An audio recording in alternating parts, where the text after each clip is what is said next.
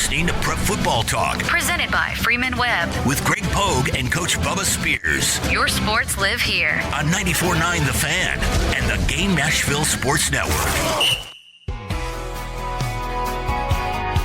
Presented by Freeman Webb, Warriors News overseas Nashville. Coming up top of the hour, 101 with Greg Pogue. Vicki Yates will be the host, and I will be her guest. Her suggestion. You know, this is one of my favorite people on the planet. Our Strike and Spare Family Fun Center Prep Legend of the Week, Dennis Harrison. Riverdale, Vanderbilt, the Eagles, 10 years in the NFL. Coach, everything about him. Dennis, good morning. What's up, buddy? Not much, Poog. How you doing? And there you go. When I call you, how do you answer the phone, Dennis? Poog. Poog. Poog, I was thinking about after you come. Poog, we go way back. In fact, the radio show I used to have, I had you on, and you've been going strong and bigger and better ever since.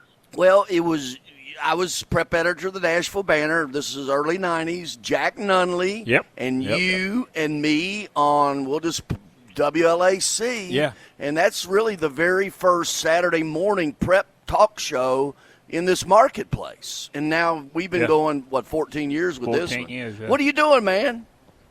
I just chilling this morning, waiting for the Vanderbilt game. How about you Commodores? How about them doors? They anchoring down. Hey, Dennis, this is Bubba Spears. I tell you what. Now, we can throw on that title. Also, he's the strength of Bellevue now. He used to coach baseball out at Bellevue because he coached my son out there. And, Dennis, we go way back, too. I was going to get to you, Bubba. I was going to say, but both of y'all just calling me old is what you're doing. But that's fine. That's fine. I'm right there with you, brother. We can call you old, okay? You know why? It takes one, right? We can talk about a lot of different things. Go ahead, bud. I'm up to be coaching forever. Yeah. We'll get to talking about the Vanderbilt days and certainly the Eagles and the Super Bowl and all of that stuff. But Riverdale, what do you take away from your high school experience? Because that's really where it all got started. It was my junior year. We went from Murfreesboro Central to Riverdale and Oakland. I was fortunate enough. I went to Riverdale and got an outstanding coach in Phil Watt.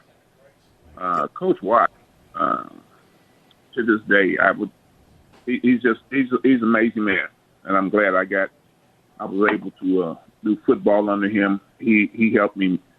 He helped me to understand myself better and the potential I had to do other things. I wanted to go to college, and basically kind of got the message from him and the rest of the coaches. If you play football just a little better, you can go for free. At Vanderbilt, no less. Yeah. I just find somebody that was short, and then I can get all my grades real good. You know, Dennis, it's funny you say Coach Watts because when you bring up Riverdale, I remember Coach Watts because I started at Mount Juliet High School in '79, and we would scrimmage. Hal Flatt would scrimmage Riverdale up on the turf at Middle. Yep. And that's when I first got started, and I remember Coach Watts from back then. And also remember when you played back then and playing out Vanderbilt, and one of my best buddies to this day, Bugs Jordan, played out there on a team with you. Yep. Bugs was, I think I saw him at one of the functions early in the year. So, but he's, as far as I know, still doing well and everything. He finally retired. But, Dennis, you started at Riverdale. You was heavily recruited, and you just wanted to stay close to home. Is that not correct? Yeah, I did. I wanted, in some way, for my mother and my siblings to come see me play. Other places that were further away, it would have been more difficult for them. So that helped. And I like Steve Sloan. Striking Spare Family Fun Center Legend of the Week, Dennis Harrison, Bigfoot, if you will. How often do you replay Super Bowl 15 in your mind?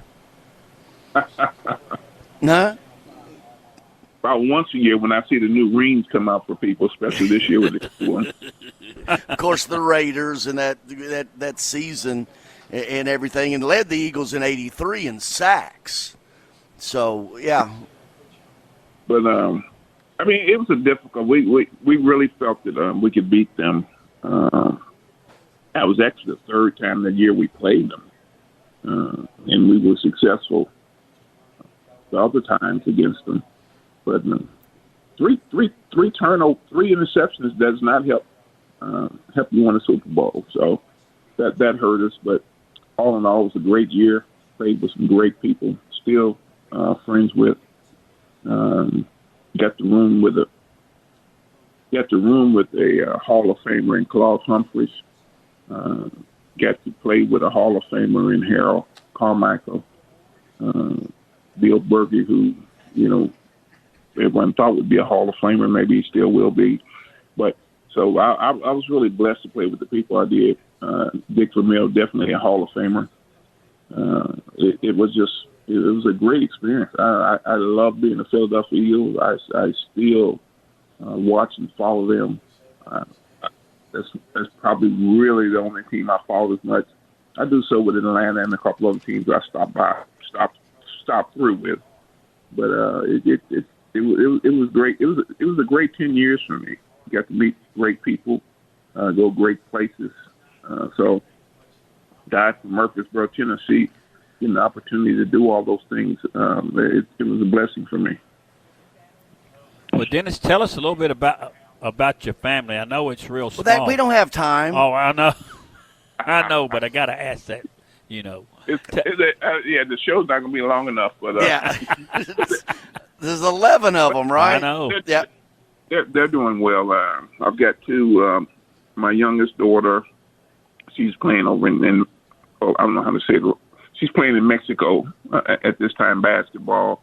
That's Dory Harrison. She graduated from Lipscomb. She started at Kentucky.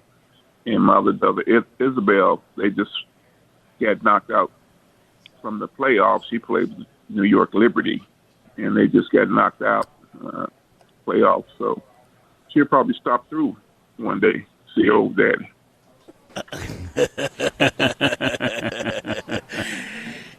Dennis, Vanderbilt, Clark Lee, and by the way, the NIL world, you weren't in it, okay? I'll just tell you that. There weren't collectives and transfer portals and name, image, and likeness and six-figure, starting left guards, right? So. Well, they had the handshake then. Yeah. It was the handshake. Yeah, no, he didn't do that. The NIL was a lot smaller back then, so. But talk about the job Clark Lee's done, and can it sustain? I know Diego Pavia, but it just seems like he's got this program where it can stay at this level. Well, I know everybody focuses on the Diego part of it, but you have to take in the fact that he was the one that was able to get Diego there. So it shows you what type of recruiting that Clark's doing out there. It shows you what the type of people he's getting out there, because as good as Pavia is, he can't block for himself. I haven't seen a quarterback being able to block, throw, and catch the ball by himself. So Clark's been able to get the right people around him, which means, and then he'll tell you this, it's him having the right assistants as well, because he can't go out and recruit all of them. He has to have people that he trusts that can go out and do that, and he's apparently done that as well. So he's done the right thing to build the program up. I think he has it at a level where Vanderbilt will always be bowl worthy, and to do that says something for the coach out there. So I'm very happy that Clark Lee's the head football coach out there, that they have found the right person to put in place out there. So, well, Dennis, and I got to say, Coach Harrison, because you coached too, and what you mean to me, you was one of those that I looked up to. I agree with you what you said about Vanderbilt. A lot of people don't know. I try to tell them I bleed black and gold, but my dad and three uncles worked out there in the press box while I was growing up, and I got to see a lot of people come out there. He's made a big impact, but just like you was saying, he can't block for himself. He can't stop the other team. Vanderbilt's defense impresses me as much as Diego Padre impresses me as the quarterback. I mean, they'll hit you and they run to the football. So the old word. You remember? I know you said this in your time too, but gang tackle. Yep. It's like they get mad if they don't get there on the tackle, and so that shows the attitude that you have. I think if the coaches would let them, the DBs would try to play man every time because they feel like they can cover. Yeah. Because the guys up front's not going to give them that much time. So there's an attitude change they've got going on out there. They got the athletes to have those attitudes, and that proves for exciting football. I keep telling my Sunday school class, I wore my Vanderbilt shirt the other week and told them we're 4-0, and then my next Sunday I'm gonna wear it again because we're gonna be 5-0. So, and going to Alabama, yeah. Hey, Dennis, always great catching up with you, buddy. You guys are doing a great job. I thank you for thinking about me enough to give me a call and let me run my mouth for a little while. You brought me along. Thank you, buddy. You're See the you, man. best, Dennis. Thanks. Thanks, guys. Yeah, Dennis Harrison. Oh, man. As good a football player he was, Oh, yeah. he's a better person. Yep. I mean, he's a great person. 11 kids. Yeah, we didn't have time for that. That's a whole show. All right, we'll take a break. Coming up, it is looking to week 6, right? Is that right? Week 6, yeah, with Craig Ladd right here. Prep Football Talk presented by Freeman Webb, Roy's Meat Service, East Nashville, 94.9 The Fan.